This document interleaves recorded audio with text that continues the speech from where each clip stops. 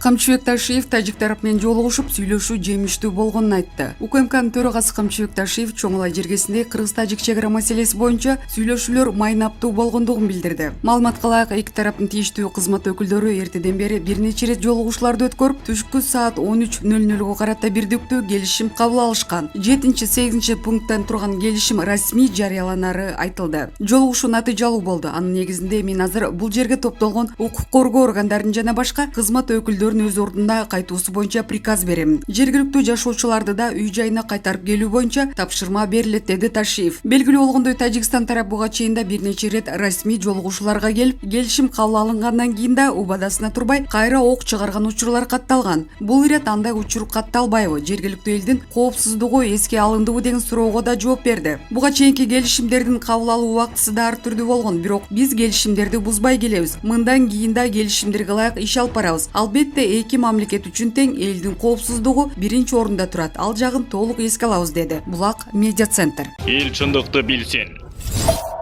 Өлкөдө коррупция менен чоң күрөш болуп жатканда ички иштер министри да мынтип алаксытышты. Орхан Инандын жоголушу боюнча бул батыш тараптын эле очередной оюну деп ойлоп калдым. Все спланировано заранее. Жакындары шакирттер албетте билбейттир. Бирок бул жерде точно Турциянын тиешеси жок. Аларда эмне Орхандан башка иши жокпу? Байкадыңарбы? Батышчыл энполор дайыма биздин президент чет жакка чыгаардын алдында ушундай бир саботаж кылышат. Алар мен кашыкташ биздин саясатчы сөрүүлөрдө билгизбей жардам беришет. Эсиңердеби, Садыр Жапаровдун биринчи жолу Россияга иш сапарына алдында дагы ушул сыяктуу эле митинг кылышкан Дашков камалсын деп. Кийинки кече жакында эле Сочиге болгон сапарынын алдында Дашков камалды деп жалган маалымат таратышты. Эми Туркияга бара турган иш сапарынын алдында Орхан жоголду, Туркия алып кетти, Эрдоган Садыр Жапаровду сыйлабайт экен жана башка деген сыяктуу макалларды байма-бай жазып орус, француз, англис тилдерине чейин которуп таратып жатышат. Бул деген нерсе Эрдоган менен Жапаровдун сүйлөшө турган келишимине тоскоол кылуу, алыстан манипуляциялоо, ошол эле убакта бийликти гүленчилерге каршы, гүленчилерди бийликке жаман көрсөтүп, жамааттар арасындагы чыңалууну ого бетер козутуп, эки коёнду бир ок менен атышат. Күмтөр боюнча Канада компания менен да күрөш алсырашын камсыздап жаткан бул үчүнчү коён десек болот. Ошон үчүн батыштан каржыланган эсме Facebook баракчаларындагы митинги да жана башка көрүп окугандарында баары биз ойлогондой эле болушу мүмкүн эмес, дейт Жазира Талайбекова өзүнүн Facebook баракчасында. Эл чындыкты билсин.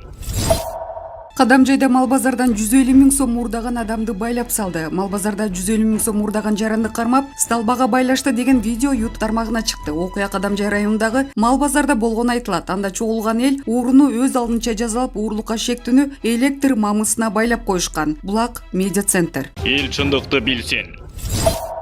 Исмаил Исаковдун майдачылыгы аксакалдык гендерди кестиби? Түшүндүрмө. Түштүк аксакалдардын төрагалыгына Исмаил Исаковду көрсөтүшсө, бир ыпта сынабай ички ыйкы-тыйкылык күчөгөн айтылууда. 70тен ашкан генералдын жеке сапаттары, майдачылыгы, бөлүп жаруусу жакпай калганбы? Иралды аттуу баштууларыбыз түндүк түштүккө бөлүнбөй эле жашса не? Алакандай кыргыз элин урууга, аймактарга бөлгөндөрдү токтотуу зарыл. А болбосо ыркыбыз кетет. Булак Арбакейжи. Эл чындыкты билсин.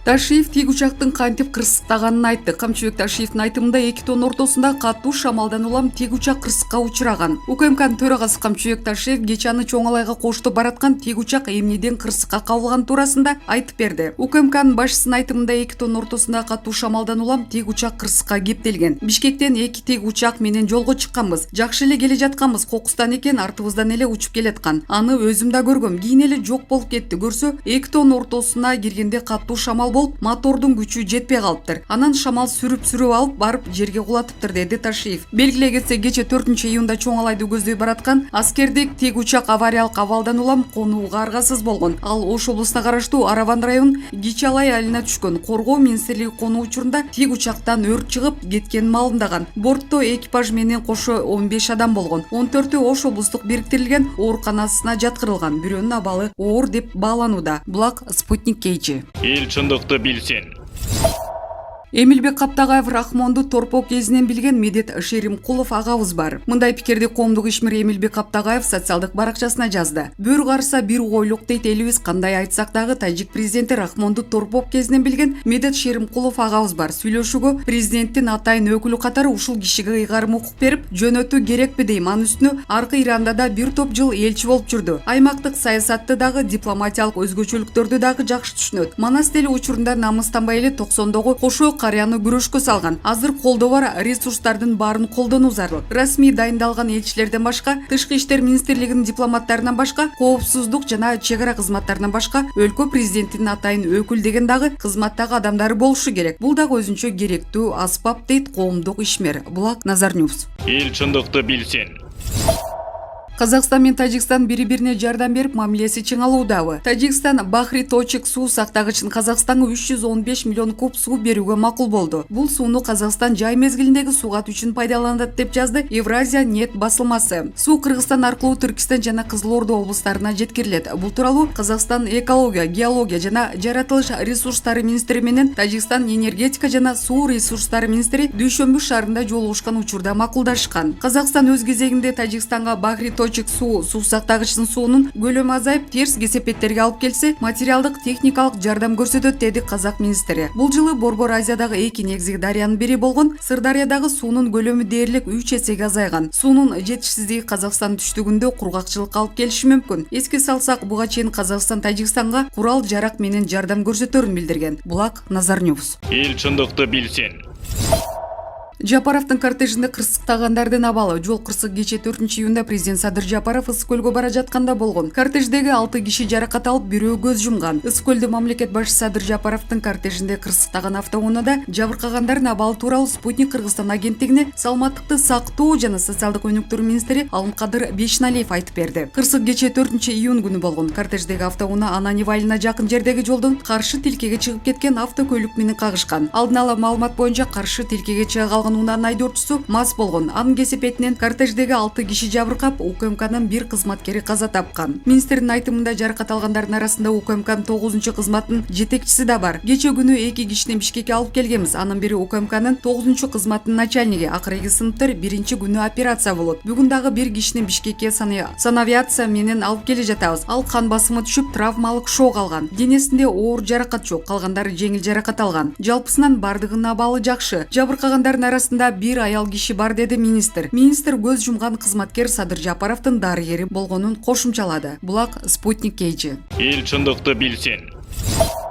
Дастан Бекешев Кумтөргө байланыштуу коррупцияга баткан депутаттарды жазалоо зарыл. Кумтөр боюнча камакка алынгандар тууралуу пикириңиз кандай? 17 майда парламентте өткөн жыйында Камчыбек Ташиев азыркы жана мурдагы депутаттардын, ошондой эле Центера менен макулдашууну ишке ашырууда коррупцияга тиешеси бар чиновниктер камакка алынарын жарыялаган. Бирок алар кимдер экени ачыкталган эмес. Ошентип депутаттар арасында кимдер эмне үчүн депутаттык ордун түрмөгө алмашуусу мүмкүн деген сөздөр жүрө баштады. Садыр Жапаровдун Кумтөрдү улутташтыруу жөнүндөгү токтомуна каршы добуш берген 5-чакырылыштагы депутаттар жоопко тартылышы мүмкүн деген дагы ойлор айтылды. Добуш бергендиги үчүн жоопко тартылбайт, бирок укук коргоо органдары депутаттарга дал ушундай добуш үчүн кимдир бирөөлөр пара берген деген өңдүү мотивдерди коюшу мүмкүн экенин белгилөө керек. Ошол жылдарга кайрылсак, сиздин добушуңуз кандай болду эле? Садыр Жапаров башында турган депутаттык комиссия парламентке отчет менен 2012 жылдын июнь айында келген. Баары жакшы башталган, бирок комиссиянын жыйынтыктары боюнча кенди улутташтыруу эмес, Кумтөрдү башкарган мамлекеттик ишкана түзүү керек эле. Анын үстүнө Садыр Жапаров түзүлө турган мамлекеттик компанияга 20 адамды ишке орноштуруу керек экенин билдирди. Долбоордун токтомунда келечектеги директорлор жана бүткүл топ менеджменти аты жөнү да белгиленген эле. Албетте, депутаттар ага макул болушкан жок. Эми болсо ошондо каршы добуш бергендерди эл душмандары катары көрсөтүүдө. Бирок депутаттар Кумтөрдү улутташтырууга эмес, коррупциялык токтомго каршы добуш беришкен да. Коррупциялык токтомго каршы тургандардын арасында мен да болгом.